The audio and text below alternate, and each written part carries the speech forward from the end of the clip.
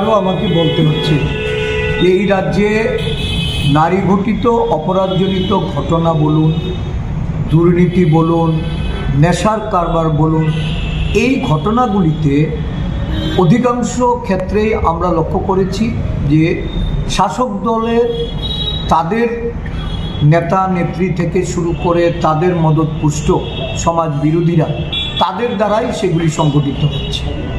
যে ঘটনা আজকে একজন কেন্দ্রীয় মন্ত্রীর ভাইকে জড়িয়ে এটা গতকালকে সংবাদ পরিবেশিত হয়েছে, এতে এটা পরিষ্কার যে আশ্রয়দাতা বলুন আর প্রশ্রয়দাতা বলুন আর এই ঘটনাগুলির সঙ্গে যারা যুক্ত অধিকাংশই শাসক দলের ছত্রছায়ায় আছে।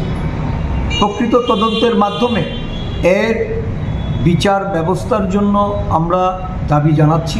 সাথে সাথে আমাদের দাবি থাকবে যে কেউ যেন কোনো ধরনের শাসক দলের সহায়তায় তারা যেন এর থেকে মুক্ত হতে না, পুলিশের একাংশের সহযোগিতা নিয়ে আমরা এমনও বলছি যে থানাগুলি এখন করায়ত্ত করার জন্য শাসক দলের এই জেলা নেতা, মণ্ডল নেতা, নানা পর্যায়ের নেতারা তারা এখন এটাকে তাদের হস্তগত করছেন, কলুষিত করে চলেছেন।